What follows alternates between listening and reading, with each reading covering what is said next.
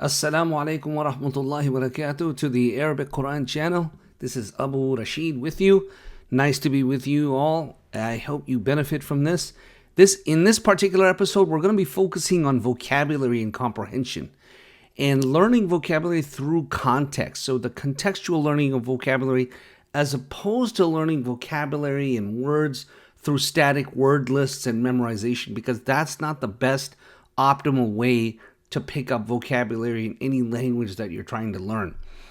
And so that's what we're going to focus on in this episode and like episodes. In other types of episodes, I'll focus on grammar and morphology. We'll do Arabic short stories and dialogues, ayat from Al-Quran Al-Kareem and their tafsir, translating the tafsir, hadiths, etc. of the Prophet Sallallahu Alaihi Wasallam. But in this particular episode, and like these, I will focus on sentences where these words live. And a couple of things before we get started. I just want to mention that I'll try to keep this short. And so I'll bring 3 words. They could be verbs, nouns, particles, parts of speech that we know in Arabic. And if it's a noun, if we're focusing on the noun, I'll just put in brackets what verb it's associated with. And I'll also indicate the singular and the plural form of the noun. And if it's the verb I want you to focus on, I'll put the past, present, and imperative verb and put the noun in brackets. So whatever I put in brackets, that's de-emphasized, and what is outside the brackets is what I'm emphasizing and what I'll bring in the sentences that I have for you here, okay? That's one thing. The second thing I want to mention is that we're going to go through 2 levels of translation. One level of translation is the word-by-word translation. And what I mean by that is simply we'll just go chunk by chunk within the sentence and to get an idea of what these words convey. But that's not necessarily the final destination of where we want to be. What I mean by that is it's the sentence level translation that actually gives the meaning of what is intended to be conveyed. Okay, and what I mean by that is languages are very structurally and syntactically radically different. So if you're going from Chinese to Japanese or Korean to Spanish, we are, everybody who uses language is trying to convey the same thing, right? So the person who's trying to convey something in Chinese, maybe it may be the same meaning in Spanish. However, the way they arrive at that is radically different. So there is no direct mapping between one language to another. So you can't go from a source language to a target language. Source language meaning what you're translating from, to the target language, what you're translating to. There's no really direct one-to-one mapping system, right? So while we'll do the word-for-word translation, we'll also give the sentence-level translation. And so we're going to have to make some adjustments and modifications just because our source language, Arabic, and our target language, English, are not the same from a syntax and structure perspective, okay? And how they get the job done, basically, all right? So in the first... for the first word here, we look at the verb takhalla, yatakhalla, takhalla, and the noun there, takhallin, in the brackets. Okay, what it means is to abandon. So let's go ahead with the word-by-word translation. First of all, we have the conditional particle idha, so we can translate that as if.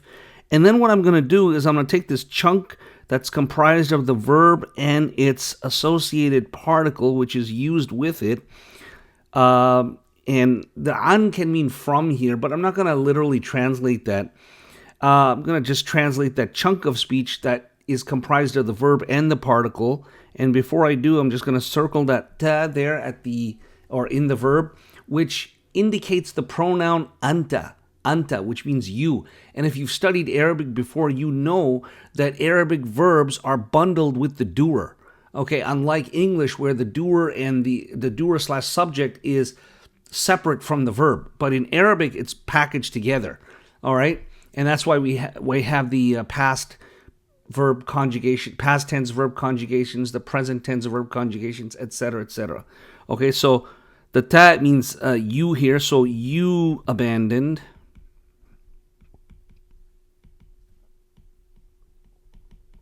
Okay, And then the word that comes after it is a noun, meaning person. Okay, person.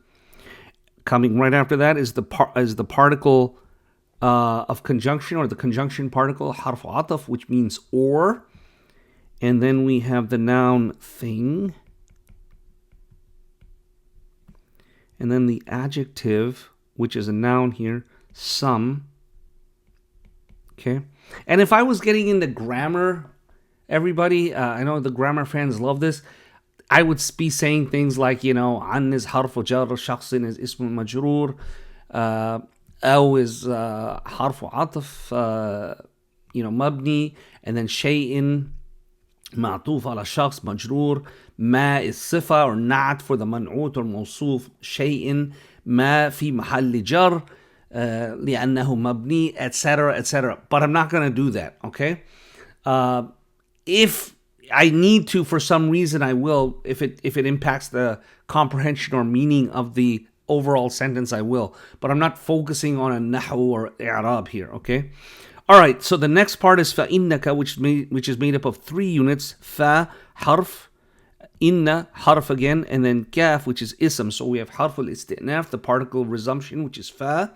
And then inna was harf al-tawqid, the particle of emphasis, and kaf al-khitab, which is the particle of addressing someone. So فَإِنَّكَ, then indeed,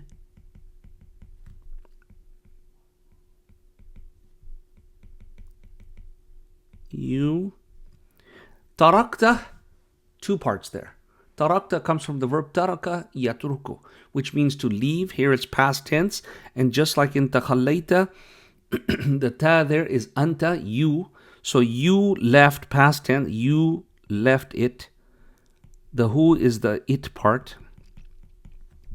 Okay, the who is the it part right there. It. Okay, and it meaning shakhsin o shay'in. As we know, pronouns refer to something, right? So you can translate this as if you abandoned a person or something, then indeed you left it. Okay, that's what the sentence is trying to say. So we did the word level translation and the sentence level translation. Let's go to the next one. Al-jira'u takhallat anha ummuha. Al-jira' is the plural of jar'un, which means puppy. So here it's the plural, the puppies. Okay, the puppies she abandoned.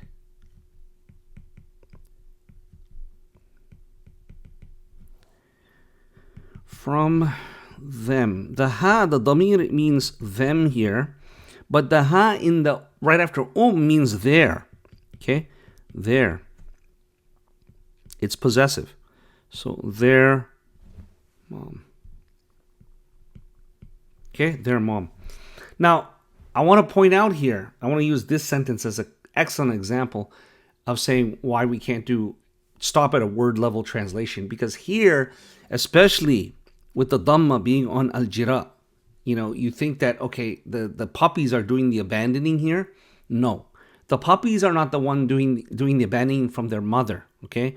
The mother is abandoning her puppies, okay? And ummu here is the fa'il, the doer. I won't get into the grammar in too much detail here, but I want to point out that it is the mother doing the abandoning here. So when you drag this Arabic sentence into English, you have to make it passive. So you have to say, the puppies were abandoned by their mother, okay?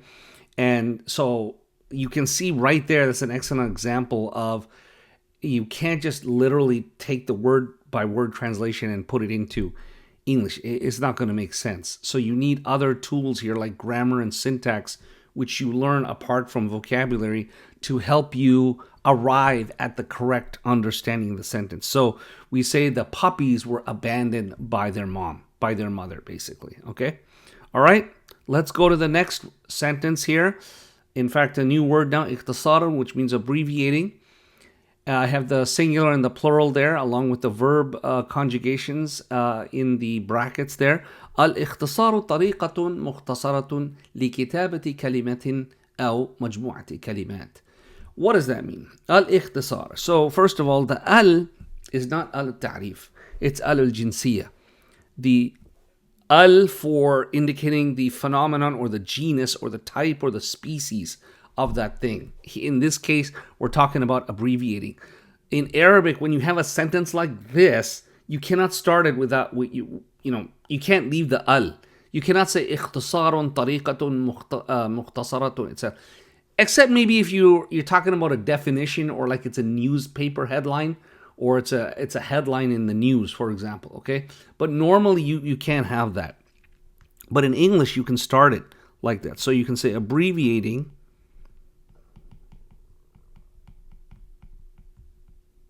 And then I'll put in brackets, is a method.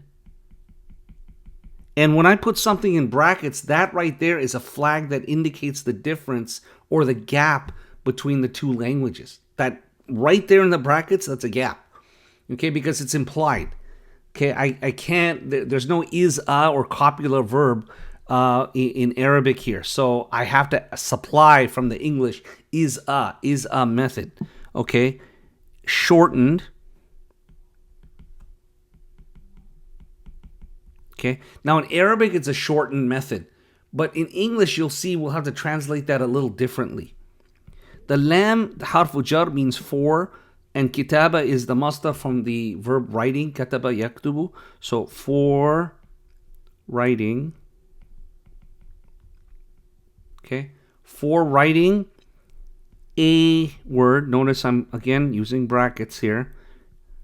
And then the particle or, and again a bracket a group, and then again I gotta put brackets here of words.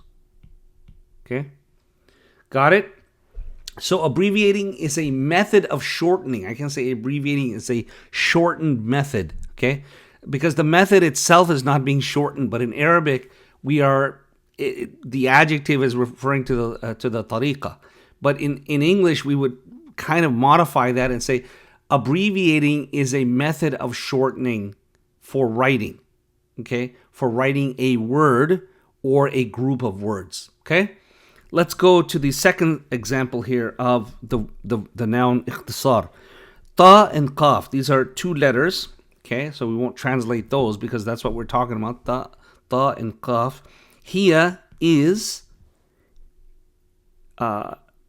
in here we're talking about an abbreviation, unlike the first sentence, which is abbreviating. It's an abbreviation. Okay, is an abbreviation. Again, we have the harfu jar lam. And we don't say lil kalima because kalima is mudaf. And if you know Arabic, then you cannot put a definite article on the mudaf, which is the first noun in a noun-to-noun construction or association. Okay, but we say for, and so the is implied for the word road. Okay, so if you go to the Arab world, ta and qaf. Ta and qaf is an abbreviation for the word tariq. Okay, let's go to our last word, which is qudra. Qudra means ability, and the plural is qudrat, and the verb in that or that's associated with that is in the brackets there that I listed. So let's look at the sentence. Either, if, was. Okay.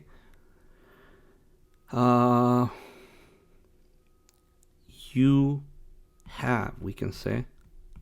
Okay. And I just want to put there that there's an association there.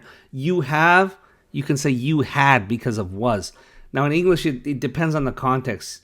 You know, if you had the ability or if you have the ability, it depends on the context, right? So, however, it depends on the context how you would want to translate this, right? But I just want to point out that the was is past tense and affects the you have there. So make it you had. Okay, al-qudra, the ability. Okay, the ability. Ala, you can say is to. Harfu jar is to. Do. Thing. Some. Okay, some. Again, it's an adjective for thing. And then again, then indeed you Okay. What comes after فإنك is تستطيع, which is the verb استطاع يستطيع, which means to have the ability, or to, you can. Okay. It means can, right? And the doer or the subject is wrapped up inside the verb. So we say you can, okay, do it. Okay, it's مضاف مضاف إليه. So إذا كانت لديك القدرة على فعل شيء ما فإنك تستطيع فعله. If you had the ability to do something, then indeed you can do it. That's what it means. Okay, so we have the word level translation and the sentence level translation. Finally, we have the last sentence here for this noun القدرة. لسارة. li حرف جر. It means, it's talking about possession here, that you possess something. Okay, so, and then you have the proper noun Sarah. So we say Sarah has القدرة, the ability. Okay, the ability to, ala could be to here, draw, not the draw, but draw, because al-jinsiyya there. Now this ala, it's related to nahwin, so it goes with nahwin. Ala nahwin, on the pattern, or on a matter. Manner, on a manner. So nahwin is manner. Okay, manner. And this we could say well or good. Okay, so لسارة القدرة على رسم على نحو جيد. Sarah has the ability to draw well, and that's it.